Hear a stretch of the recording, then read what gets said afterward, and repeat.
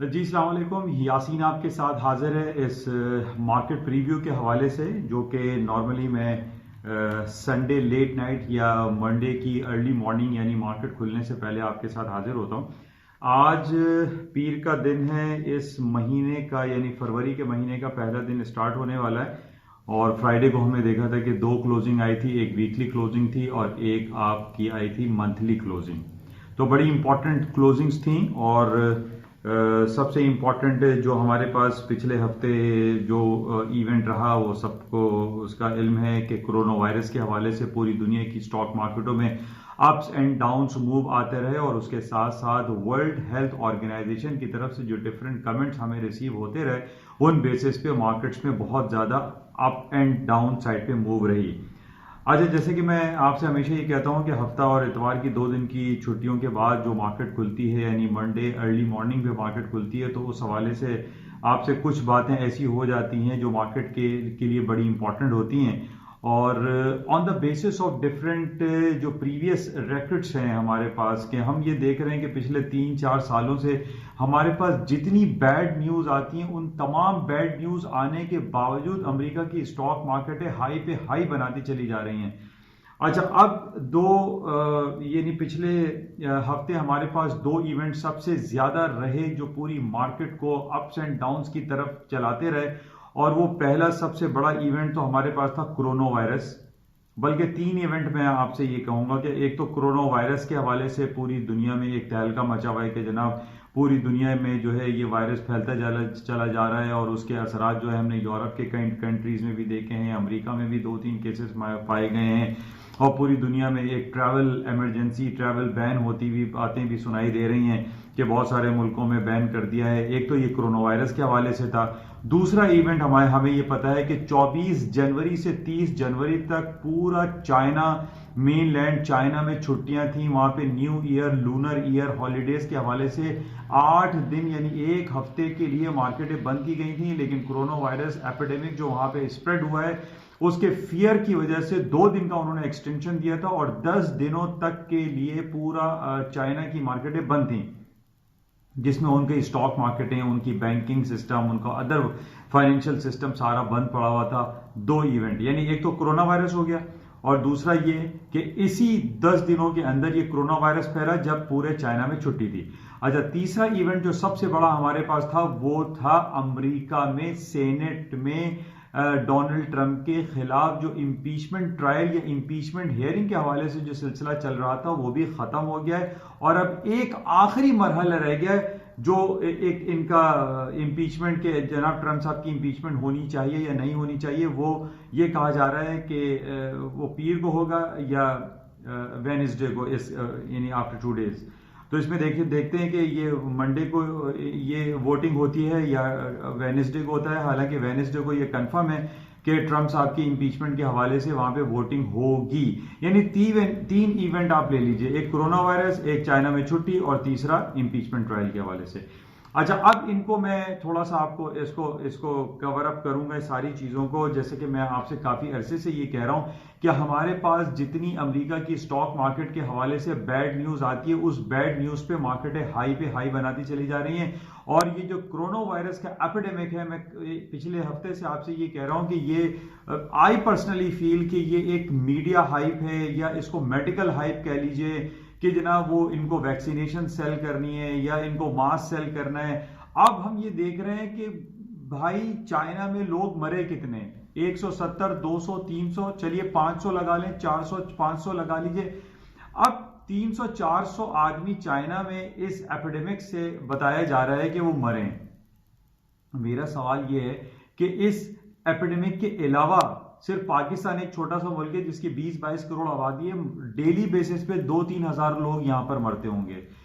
India में कम से कम 10 से 15 हजार एवरेज, एक रफली आइडिया मैं आपसे बता रहा हूं, डेली मरते हैं लोग। चाइना जहां 1.5 अरब की आबादी है, वहां पर रोजाना 20-25 हजार लोग रोज मरते होंगे। तो हमें तो वहां पर कोई टेंशन दिखाई नहीं देती, लोगों को बुखार होता है वो पैराडोल खा के सही हो जाते हैं। तो बहरहाल ये जो आई पर्सनली फील कि ये सारा देखिए, इसमें आपका इंपॉर्टेंट फैक्टर ये है कि आप इसका टाइम चेक करें कि ये कोरोना वायरस एपिडेमिक की जो ये कहानी शुरू हुई, जो ये ड्रामा शुरू हुआ है, ये इसका टाइम हमें बहुत जरूर चेक करना पड़ेगा, क्योंकि पूरे 10 दिनों के लिए, 8 दिनों के लिए चाइना की मार्केटें बंद थी और उसी बंद मार्केट में 24 जनवरी से ये बात फैल गई कि जनाब जो है वहां पे एक एपिडेमिक वायरस फैल गया और लोग हलाक हो रहे हैं, और जनाब मास्क खरीदो तो वैक्सीनेशन लगाओ तो ये करो। मैं on the basis of previous history track record के हिसाब से मैं आपसे ये बातें शेयर कर रहा हूं। ये जरूरी नहीं है कि अमेरिका की स्टॉक मार्केट जो है यहां से उठ जाएंगी या और नीचे नहीं आएंगी। बहुत सारे लोग इस मार्केट में सेलिंग में फंसे हुए हैं और इस वो दुआओं में थे, इस कोशिशों में थे कि कोई ऐसा वाकया रोनुमा हो दुनिया में कि पूरी दुनिया की स्टॉक मार्केटें रेटल डाउन हो जाएं, गिर जाएं, फॉल हो जाएं। लेकिन मैं आपसे पहले भी ये बात बयान कर चुका हूं कि अमेरिका और दुनिया की स्टॉक मार्केटों के गिरने के लिए जरूरी है कि वहां की जो बेसिक इंडिकेटर्स हैं, जो फाइनेंशियल ब्यूरोज या वहां की जो स्टैटिस्टिकल ब्यूरोज जो रिलीज करते हैं डेटा, उनका खराब आना बहुत ज्यादा जरूरी है, जिसके अंदर इंडस्ट्रियल प्रोडक्शन है, कैपेसिटी यूटिलाइजेशन है, उनका जीडीपी रेशो है, उनकी जॉब ग्रोथ है, उनकी वीकली बेसिस पे जो रिपोर्ट्स आती हैं उन पे हम रिलाय करते हैं कि जनाब वो रिपोर्टें अगर खराब आनी शुरू होंगी तो हम ये कहेंगे कि अमेरिका की स्टॉक मार्केटें गिर जाएंगी।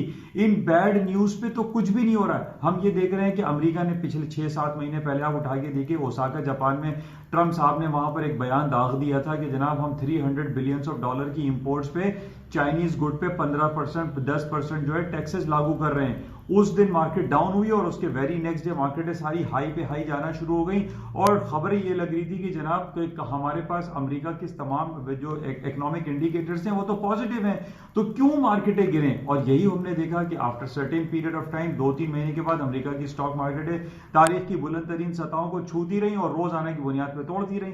तो मैं on the basis of these जो ग्राउंड रियलिटीज हैं उन बेसिस पे मैं आपसे ये कहता चला आ रहा हूं कि अमेरिका की स्टॉक मार्केट ठीक है, तकरीबन 1 से 2% इन पिछले एक हफ्ते गिरी हैं कोरोना वायरस के हवाले से।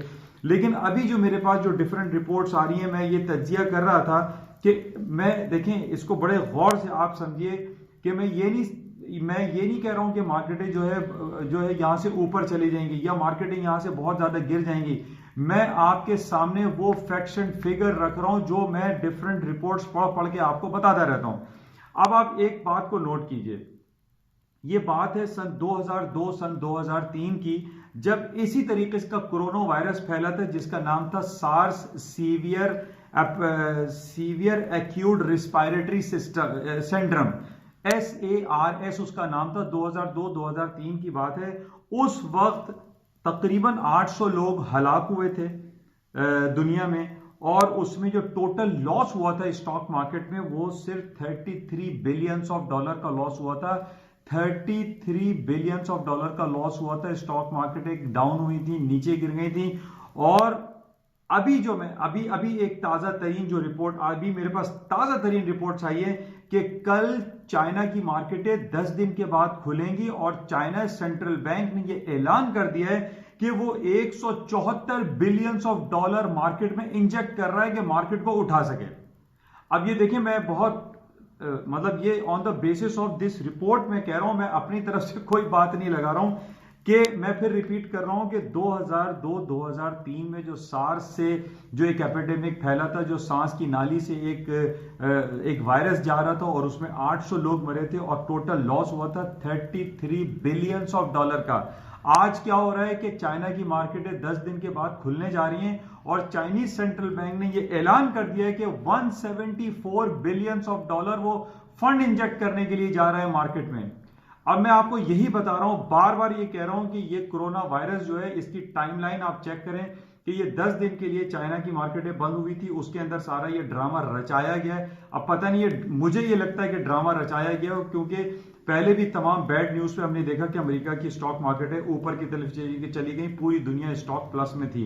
आज मैं ये आपको बता रहा हूं कि 2002-2003 में $33 बिलियन का लॉस हुआ था, 800 लोग मरे थे, अभी 300 लोग मरे और लॉस की कोई खबर नहीं है कि कितना लॉस अब तक हो चुका है। लेकिन चूंकि 10 दिन के लिए मार्केटें बंद थी और चाइनीज सेंट्रल बैंक ने ऐलान किया कि वो $174 बिलियन मार्केट में इंजेक्ट करने के लिए जा रहा है। ये बड़ा इंपॉर्टेंट है। इन बेसिस पे मैं आपको सिर्फ ये इंडिकेट कर रहा हूं। अच्छा, एक तो ये बात हो गई जिसकी बेसिस पे मैं आपसे ये कह रहा हूं कि अमेरिका की स्टॉक मार्केटें दोबारा से ऊपर की तरफ जा सकती हैं, ठीक है। अच्छा, दूसरी खबर आप सुन लीजिए कि मार्केट में मैं जो फील कर रहा हूं कि मार्केटें ऊपर की तरफ खुलेंगी आज, उसकी वजह क्या थी कि फ्राइडे लेट नाइट मार्केट बंद होने के बाद वहां पे सेनेट में वोटिंग हो रही थी। वोटिंग इस बात की हो रही थी कि जॉन बोल्टन जो या दूसरे जो विटनेसेस हैं उनको बुलाया जाए या ना बुलाया जाए। उसमें नैन्सी पेलोसी डेमोक्रेट हार गया, उसके अंदर डेमोक्रेट हार गया, ट्रंप साहब जीत गए। अब ट्रंप साहब की सिर्फ यानी ट्रंप साहब इस हवाले से जीते कि सेनेट में ये बात फेलियर की तरफ चली गई कि जनाब अब कोई विटनेस या कोई गवाह या कोई एविडेंस अब सामने लेकर नहीं आया जाएगा। जो जॉन बोल्टन के हवाले से बात हो रही थी वो रिजेक्ट कर दी गई है, डेमोक्रेट हार चुके हैं और इसमें ट्रंप साहब जीत चुके हैं। अब ट्रंप साहब की सिर्फ वो होनी है कि ट्रंप साहब की इंपीचमेंट होनी चाहिए या नहीं होनी चाहिए, उसकी कह रहे हैं पीर को यानी कल या फिर बुध को उनकी वोटिंग होनी है। उस वोटिंग में ट्रंप साहब जीत जाएंगे, 101% जीत जाएंगे। जब आपने देखा कि विटनेस की तरफ से वो ट्रंप साहब जीत गए और नो विटनेस हो गया तो इसमें ये लाजमी हो गया कि ट्रंप साहब जीत जाएंगे। ये पॉजिटिव है।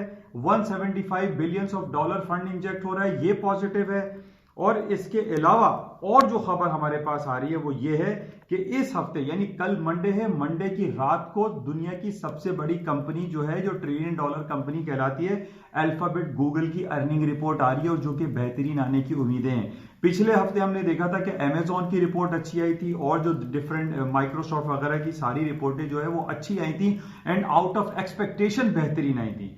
तो हमारे पास अभी जो है वो सबसे इंपॉर्टेंट फैक्टर यही है कि जो रिपोर्टें हमारे पास आने वाली हैं वो बेहतरीन है। इसी तरीके से ये फरवरी का महीना का पहला दिन शुरू हो गया है, इसमें चाइना पूरा खुलेगा और अमेरिका की जो रिपोर्ट आ रही है खासतौर पे ISM मैन्युफैक्चरिंग कह रहे हैं कि वो बहुत अच्छी आएगी।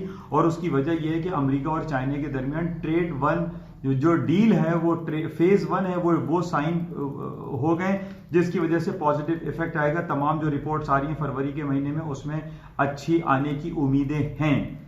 ये इंपॉर्टेंट पॉइंट है। अच्छा, इसके अलावा जो खबर है यही फिलहाल अभी हम रखते हैं कि खबरें सारी अच्छी चल रही हैं। ये बात बिल्कुल दुरुस्त है कि वर्ल्ड हेल्थ ऑर्गेनाइजेशन ने इमरजेंसी डिक्लेयर का वर्ड तो इस्तेमाल हुआ है, लेकिन ये डिक्लेयर का मतलब ये है कि कोई भी कंट्री वो वर्ल्ड हेल्थ ऑर्गेनाइजेशन की सजेशन को पे काम कर सकती है, लेकिन किसी भी गवर्नमेंट ने अभी तक वर्ल्ड हेल्थ ऑर्गेनाइजेशन के डिक्लेरेशन के बाद कहीं इमरजेंसी डिक्लेयर करने वाली बात नहीं की है कि जनाब कोरोना वायरस की वजह से पूरी दुनिया की ट्रैवल बैन कर दिए जाए, उनसे लेन देन बंद कर दिया जाए, चाइना से तमाम ताल्लुकात खत्म कर दिए जाए। ऐसी बात कहीं नहीं है। बहरहाल ये एपिडेमिक है, कोरोना वायरस एक मसला है, ये हमें इसकी हकीकत को जानना है। लेकिन इसके साथ ही मैं आपको बयान यही कर रहा हूं कि तमाम बैड न्यूज आने के बावजूद अमेरिका की स्टॉक मार्केटें हमेशा ऊपर की तरफ चलती चली जा रही हैं। बहरहाल जो इंपॉर्टेंट मैंने आपको लेवल पहले बताया था S&P का 3181, आई रिपीट 3181, और नेस्डैक का 8900 से नीचे मार्केट अगर जाती है तो मैं ये कहूंगा कि जनाब यू टर्न ले लेना चाहिए और मार्केट में सेलिंग में आ जाना चाहिए। बहरहाल जो भी आप बाइंग सेलिंग करें उसमें एक सर्टेन आपका लॉस फैक्टर, आपके जो एक रिस्क फैक्टर है वो जरूर होना चाहिए।